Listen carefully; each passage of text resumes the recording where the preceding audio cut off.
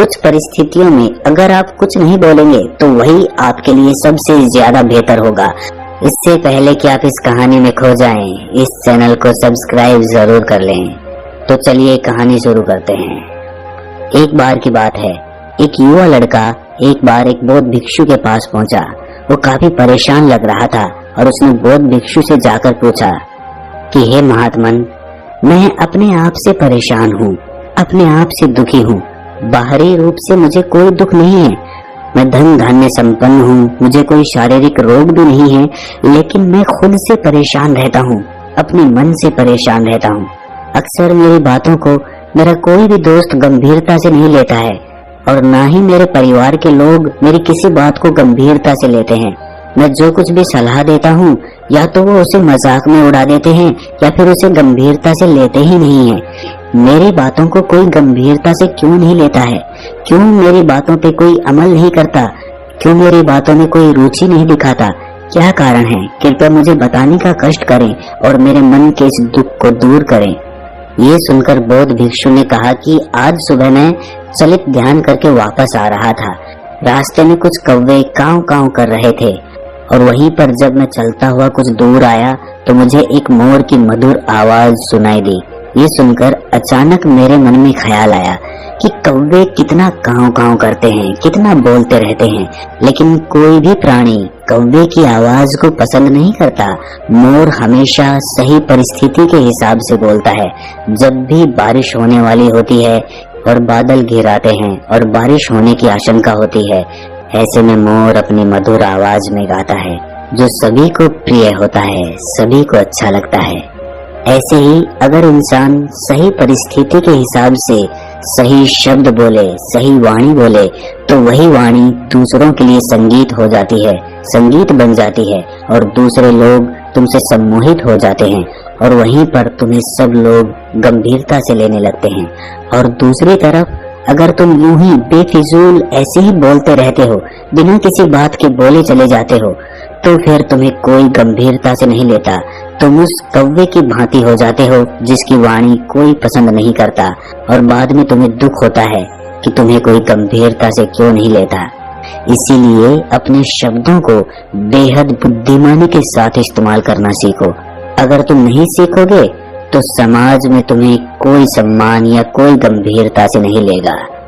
ये सुनकर वो युवा लड़का बोला कि हे बंते, मैं जानता हूँ कि मैं ज्यादा बोलने की बीमारी से ग्रस्त हूँ, मुझे इतना नहीं बोलना चाहिए, लेकिन मैं अपने आप पे काबू नहीं रख पाता और ना ही मैं इतना बुद्धिमान हूँ कि मैं अपने शब्दों को नाप तोल कर बोल सकूं। मैं तो किसी से बात करते वक्त इतना सोचता भी नहीं कि मुझे अपने शब्द किस तरह इस्तेमाल करने हैं। कृपया करके कुछ ऐसी परिस्थितियाँ बता दीजिए जहाँ पर मुझे कम बोलना है या फिर बोलना ही नहीं है, हमेशा चुप रहना है। अगर आप मेरा ऐसे मार्गदर्शन कर सकते हैं तो मेरा जीवन आसान हो जाएगा और मुझे ज्यादा दिमाग या अपनी बुद्धि लगाने की भी जरूरत नहीं पड़ेगी। ये सुनकर बौद्ध भिक्षु ने मुस्कुराते हुए कहा कि हे बंते, वैसे तो इंसान को हर परिस्थिति में सोच समझकर ही बोलना चाहिए, लेकिन अगर वो हमेशा होश में नहीं रह पाता है, ध्यान में नहीं रह पाता है, तो मैं तुम्हारे दैनिक जीवन की कुछ ऐसी परिस्थितियां बता रहा हूँ जहाँ पर तुम्हें हमेशा चुप रहना है। अगर तुम ऐसी जगहों पे कुछ बोलोगे तो तुम्हारा अपमान ही होगा या फिर तुम्हें कोई गंभीरता से नहीं लेगा। सबसे पहली जगह या यूं कहीं परिस्थिति जहाँ पर इंसान को हमेशा चुप रहना चाहिए, वो है जब किसी ऐसे विषय के बारे में बातचीत हो रही हो जिसके बारे में आपको कोई जानकारी ही नहीं है। तो ऐसी परिस्थिति में व्यर्थ में बीच में टांग अड़ाना, अपना ज्ञान देना, व्यर्थ का ज्ञान, आपको कुछ पता नहीं है लेकिन फिर भी आप अपना ज्ञान देने के लिए उत्सुक हैं, तो ऐसी जगह पर आपका अपमान ही होगा। जरा तुम खुद सोचो, जब कोई बीमार आदमी अपनी बीमारी के बारे में चर्चा कर रहा हो और आपको औषधियों के बारे में कोई भी ज्ञान नहीं है, लेकिन फिर भी आप व्यर्थ में, बेकार में उसे ऐसी ऐसी औषधियां बता रहे हैं जिनका उसकी बीमारी से कोई तालमेल ही नहीं है, तो ऐसे में आप अपनी प्रतिष्ठा अपने हाथों से गंवा रहे होते हैं और आपको पता ही नहीं होता। ऐसी परिस्थिति में आदमी को हमेशा सुनना चाहिए। ध्यान से सुनना भी एक कला होती है। अगर आप सुनने का दिखावा करेंगे तो कहीं ना कहीं सामने वाले आदमी को ये एहसास हो जाता है कि ये मेरी बात पूरे ध्यान से नहीं सुन रहा है। इसीलिए जब आपको किसी विषय के बारे में पूरी तरह से जानकारी ना हो तो वहाँ पर केवल अपने कान लगाना ही ज्यादा महत्वपूर्ण होता है, ज्यादा जरूरी होता है। आप उस इंसान की बातें ध्यान से सुन सकते हैं और इसी बीच आप दोनों के बीच एक संबंध पैदा होगा और वो संबंध सच्चा होगा क्योंकि आपने उसकी बात को बड़े ही ध्यान से सुना है और इस बात का पता सामने वाले को भी होता है। तो हम बिना कुछ बोले सिर्फ सुनने मात्र से किसी को अपना दोस्त या अपना मित्र बना सकते हैं। इस बात को हमेशा ध्यान में रखना। दूसरी जगह जहां इंसान को हमेशा चुप रहना चाहिए वो है खाना खाते वक्त। खाना इंसान को हमेशा चुप रहकर खाना चाहिए, मौन रहकर खाना चाहिए। महात्मा बुद्ध और उनके भिक्षु हमेशा चुप रहकर भोजन करते हैं, शांत भाव से भोजन करते हैं, परिपूर्ण होकर भोजन करते हैं, पूरी तरह से करते हैं, एक एक टुकड़े का स्वाद लेकर भोजन करते हैं। और ऐसा भोजन जब आपके शरीर में पहुंचता है तो वो आपके अंग अंग तक ऊर्जा पहुंचाता है। अक्सर हम भोजन करते वक्त कुछ ना कुछ बोलते रहते हैं, कुछ ना कुछ सुनते रहते हैं, लेकिन मौन रहकर पूरा स्वाद लेकर उस भोजन को कभी नहीं करते। हम उस भोजन को करते वक्त आधे अधूरे ही रहते हैं और इसीलिए हमारा शरीर रोगों से ग्रस्त हो जाता है। जरा तुम खुद सोचो, बौद्ध भिक्षु हमेशा भिक्षा लेकर भोजन करता है और भिक्षा भी कितनी, बिल्कुल मामूली सी, और वो भी एक वक्त। तो एक वक्त भोजन करने के बाद भी वो इतने स्वस्थ रहते थे, इतने उत्साह, जोश और आनंद से भरे होते थे। और हम तो इतना खाना खाते हैं, इतनी सारी भोजन की सामग्रियां हमारे लिए उपलब्ध होती हैं, लेकिन हमारे शरीर में कोई ऊर्जा नहीं होती।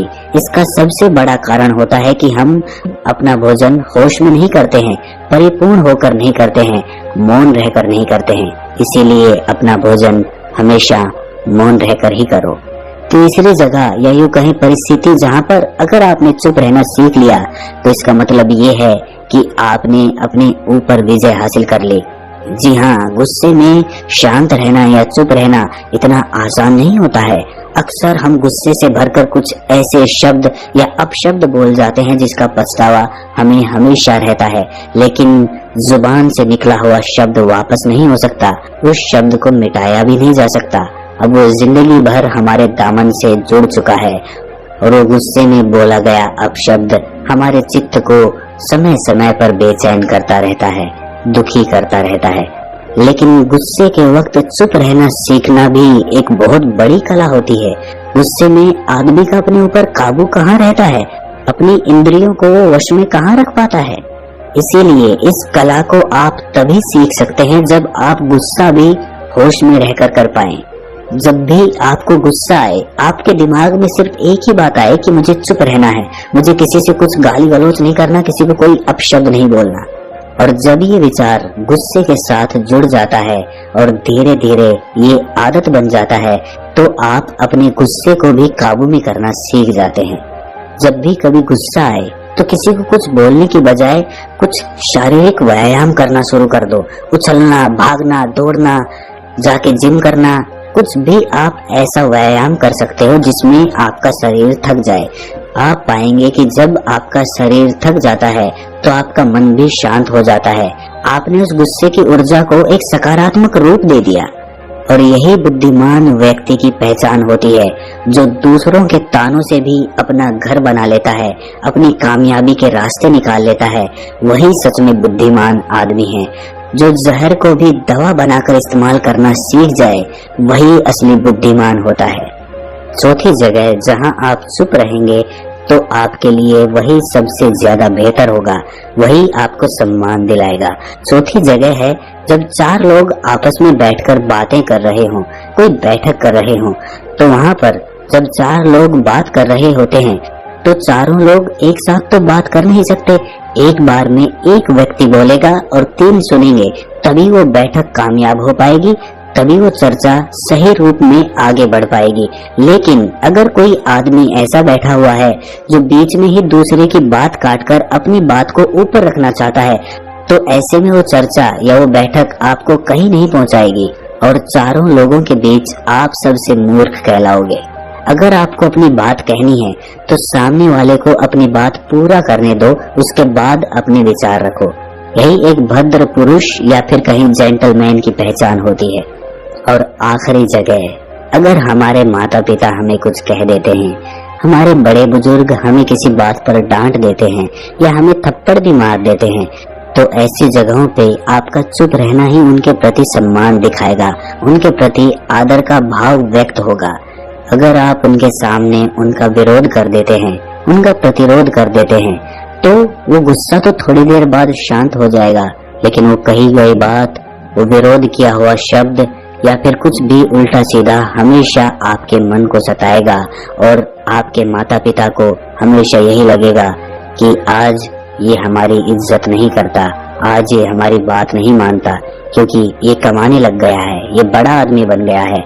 ऐसी ऐसी बातें उठेंगी, ऐसे ऐसे तंज कसे जाएंगे। इसीलिए ऐसी जगहों पे आप मौन रहिए, चुप रहिए, कुछ मत बोलिए, अपने गुस्से को अपने अंदर ही पी लीजिए, कुछ व्यायाम कर लीजिए, भाग लीजिए, दौड़ लीजिए, आपका मन अपने आप शांत हो जाएगा।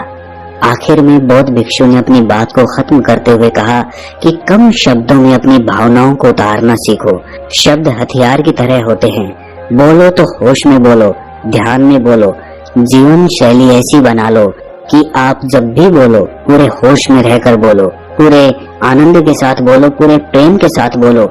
ऐसी वाणी बोलो जो दूसरे के दिल को ठंडक पहुंचाती हो, दूसरे के मन को भी शांत कर देती हो। और वो तभी संभव है जब आप प्रतिपल होश में रहकर बोले। इसके बाद वो युवा लड़का बौद्ध भिक्षु के सामने नतमस्तक हो गया और उनको प्रणाम करते हुए अपने घर वापस लौट गया। तो दोस्तों, कैसी लगी ये कहानी आपको कमेंट सेक्शन में जरूर बताना, और अच्छी लगी हो तो इस चैनल को सब्सक्राइब जरूर कर लेना। तो मिलते हैं अगली किसी कहानी में, तब तक के लिए अपना ख्याल